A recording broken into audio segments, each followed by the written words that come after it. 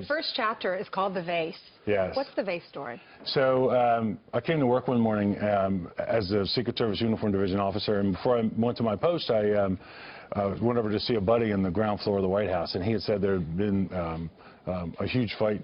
The first family, Mr. and Mrs. Clinton, had a huge fight upstairs. And I know this sounds like silly, like you were eavesdropping, but you have to put yourself in that position. The White House is huge, it's old, you know, the sound travels right down the stairwells and the elevator shafts. So anyway, he said during the fight there was a crash, and when it was investigated, they found a blue vase. Now, this has been reported before as a lamp, but that's not true. I saw the vase, because after he told me the story, knowing how the White House worked, I walked right down to the curator's office, which was a couple doors down, opened the door and looked in, and there I saw a crushed, broken blue vase in a cardboard box. In the archives room? In the curator's office, yes, ma'am. So then when you saw the president... Yeah, so later on, the next time I saw the president over at the Oval Office when he came in, he had a mark under his eye. And it was a black eye, but you could see they were trying to conceal it with makeup. And I said to his assistant, Nancy Herrenreich and Betty Carey, what's that mark under the president's eye? Right. And they said, Nancy said, oh, he's allergic to coffee. And I said, under one eye? And so... as Nancy walked into her little part of the office and I started to walk out, I turned to Betty Carey and I said, I'm allergic to the back of somebody's hand. Yeah, no kidding. And I was just trying to spark a reaction to figure out, what was going on. Yeah, they weren't going to spill the beans. But, Gary, given the fact you described, it has been described, the relationship between Hillary and Bill Clinton, volcanic, very loud.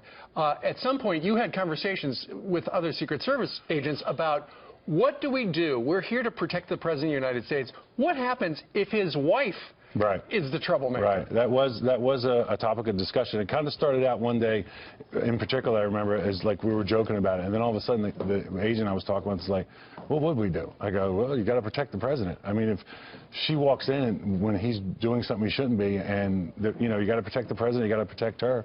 And whoever the poor person is that's there, they're kind of on their own. So the scenario was if she walked in on the president with one of the women. Right. It was a concern. Right. And then when you take what I experienced and what other people experienced about her dangerous, angry behavior and put that together, it's a recipe for domestic violence. She hated to see you guys. She did not like. You had to basically jump into a closet to stay out of her eyesight. Well, we were supposed to. I would tell you that I never did, and it got me in a couple jams once in a while, like on the road.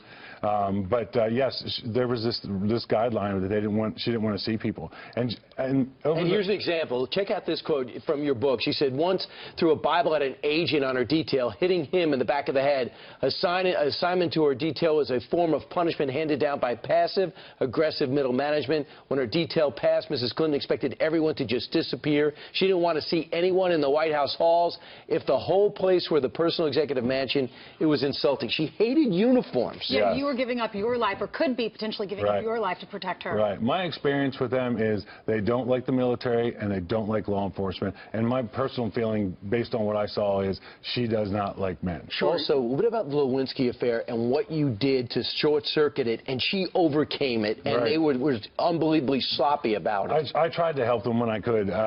When it was clear to me that Monica Lewinsky was trying to put herself in the president's path all the time, I went to Evelyn Lieberman and I asked her to take some steps to have her removed. And she understood what I was saying. And I actually said to Evelyn, look, if I'm overstepping my bounds, then file a complaint. But I think it's that important. And Monica got removed for about a week, and then magically she came back, not an intern now, but with a hard White House pass that allows her to go most anywhere but the private living quarters. Tell us the thong story. So one day Monica manipulated herself into the Oval Office area, and she walked by my post, and President Clinton was actually in George Stephanopoulos' office, which was just past his dining room, and he was conferring with George, and he stepped out in the hallway and he saw Monica coming down the hallway, and they had a few words, like hi, how are you, pleasantries, and I was standing there, and by this time, like, I had been trying to usher Monica out, so anyway, as they were talking, I closed the gap a little bit, and she could see me coming, so she started walking away. And as she walked past, she had this dress on, and she looked back and made sure the president was looking at her, and then she flipped up the dress and showed him her blue thong. I felt like I was at... It was just bizarre. It was like a nightclub. Like you're in Cancun or something. Yeah, people are asking why you're doing this, why you're telling so I'm telling my story because I want the truth to come out. I have to look my kids in the face like everybody else. And when you experience the things that I did 3 years ago, I had to sit down on the couch like we are with my kids, and I had them search on Google my name, Bill Clinton's name, and Monica Lewinsky's name. I wanted to tell them what had happened because they were going to study about it in school. And let's face it, some of the things that are now our history are R-rated. And you're in it. Yeah, and I wanted my kids to know it from their father, what had happened. And I want people to know that this image, I realize all politics has a little bit of, over the top, about their candidates, but this image of Mrs. Clinton, that she's a leader, is completely wrong. And I'm sorry. Mrs. Clinton's machine is trying to unbook you. CNN's already unbooked you. None of the networks will touch you. You just mentioned George Stephanopoulos. You think they're going to tell that story on GMA? No. And the funny thing is, when people come out, like this retired Secret Service Association comes out and says, I never had access, all you have to do is go ask George Stephanopoulos. I stood right outside his door for years. I was friends with his assistants. Everybody knows who I am. All right. Gary just afraid Byrne. of the truth.